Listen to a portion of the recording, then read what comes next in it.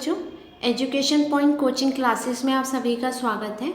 आज हम इस वीडियो में क्षेत्रमिति के बारे में पढ़ेंगे। यहाँ कुछ हम आकृतियाँ लेंगे और उन आकृतियों के परिमाप और क्षेत्रफल के फॉर्मूले देखेंगे। हम अपने आसपास विभिन्न प्रकार की वस्तुएं देखते हैं। सभी वस्तुओं की कोई ना कोई आकृति होती है। हाँ, होती है, कोई गोल होता है वृत्ताकार का, कोई वर्ग होता है, कोई आयत होता है, जिनमें से कुछ वस्तुओं की आकृतियों का स्वरूप जटिल होता है और कुछ का सरल होता है। कुछ आकृतियों को हम ज्यामितीय आकृतियाँ भी कहते हैं, ज्योमेट्रिकल फिगर्स, क्योंकि उन आकृतियों के गुण और आकार हमारे द्वारा परिभाषित किए जा चुके हैं। तो उन आकृतियों का परिमाप, परिधि या क्षेत्रफल भी हम ज्ञात कर सकते हैं। तो आज उन्हीं के बारे में हम पढ़ने वाले हैं। देखिए, सबसे पहली आकृति आपको त्रिभुज की दे रखी है। ये त्रिभुज की तीन भुजाएं हैं बेटा, ए, बी, सी, और ये जो है ये इसका लंब है। लंब क्या होता है? शीर्ष लंब भुजा के ऊपर। तो इसका जो गुणधर्म है वो क्या है? तीन रेखाखंडों की बंद आकृति होती है। परिमाप इसका तीनों भुजाओं का योग, मतलब a जमा बी जमा सी, और क्षेत्रफल इसका रहता है 1/2 गुणा आधार गुणा शीर्ष लंब। तो मतलब ये b, जो नीचे वाला आधार, ये b हो गया, और ये h। वर्ग आपका ये बना हुआ है। वर्ग कैसा होता है? चार रेखाखंड वाला, जिसमें उसकी प्रत्येक भुजा बराबर होती है और प्रत्येक कोण 90 डिग्री का होता है।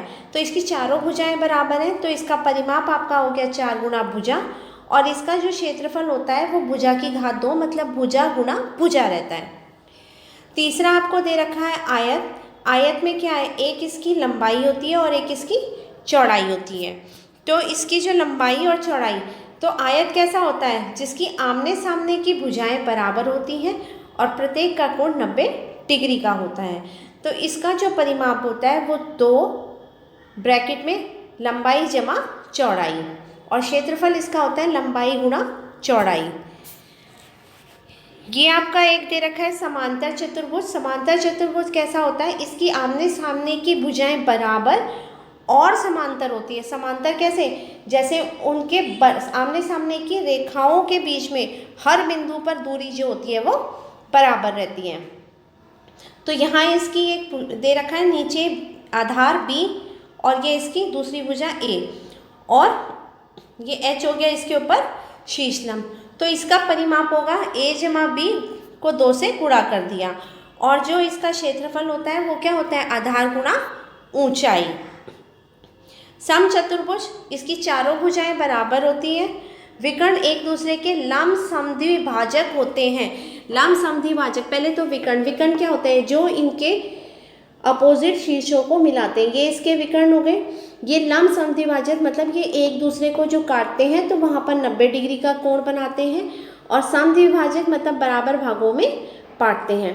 तो इसका जो यहाँ पर परिमाप होता है वो 4 गुणा भुजा, क्योंकि इसकी चारों भुजाएं बराबर हैं, और क्षेत्रफल इसका रहता है 1/2 गुणा विकर्ण 1 और विकर्ण 2, मतलब विकर्णों का गुणनफल को हमने 1/2 से गुणा करना है। और अगर हम इसका चाहें तो यहाँ से, अगर हमें इसे आधार दे रखा है तो आधार और ऊंचाई से भी इसका क्षेत्रफल निकाला जा सकता है। यहाँ आपको समलंब दे रखा है। ये समलंब आकृति है। इसमें क्या होता है? इनमें एक युग्म रेखाओं का समांतर होता है जबकि एक असमांतर होता है। तो जैसे यहाँ क्या था? समांतर में दोनों युग्म क्या होते हैं? आमने सामने के समांतर। ये इसके समांतर है और ये इसके, जबकि समलंब में सिर्फ एक युग्म समांतर होता है। तो इसका जो क्षेत्र परिमाप रहेगा वो क्या होगा? चारों भुजाओं का योग। तो a जमा बी जमा सी जमा डी, चारों का योग हो गया। क्षेत्रफल इसका होता है समांतर भुजाओं का योग गुणा ऊंचाई गुणा 1/2। तो 1/2, और इसमें ऊंचाई h, और समांतर भुजाएं इसकी कौन सी है? a और b। ये समांतर भुजाओं का योग हो गया। यहाँ आपको फिर ये अगली फिगर क्या दे रखी है? ये सामान्य चतुर्भुज है, 4 रेखाखंडों की बंद आकृति। तो सामान्य मतलब एक जनरल चतुर्भुज आपको दे रखा है 4 रेखाखंड से। तो इसका जो परिमाप होगा, परिमाप होता ही बेटा क्या है? भुजाओं का योग। तो यहाँ चारों भुजाओं का योग इसका परिमाप हो गया। ये यहाँ इसके एक विकर्ण पे क्या दे रखा है आपको? एक शीर्ष लंब और ये दूसरा। तो इसका जो फॉर्मूला आपका रहता है 1/2 गुणा विकर्ण और शीर्ष लंब होगा योग। ये वृत्त है। वृत्त में ये इसका केंद्र है। केंद्र से वृत्त तक जो होगा ये इसका रेडियस होगा, त्रिज्या होगी इसकी, और एक निश्चित बिंदु से समान दूरी पर स्थित बिंदुओं का बिंदु पथ। तो ये क्या होता है, हर बिंदु क्या होगा, बराबर दूरी पर, ये पूरा इसका बिंदु पथ जो हो गया। और इसमें जो परिमाप होता है उसको हम बोलते हैं परिधि, वृत्त की परिधि। तो वृत्त की परिधि होती है 2πr, यहाँ पर 2 गुणा पाई, जो पाई का मान होता है बेटा वो 22/7 होता है, या फिर 3.14 होता है, और इसका जो क्षेत्रफल होता है वो πr⁴ होता है। आज के लिए इतना ही।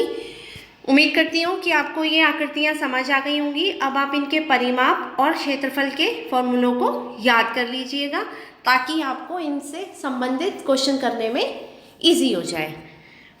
अब हम नेक्स्ट वीडियो में मिलेंगे। Till then take care, bye.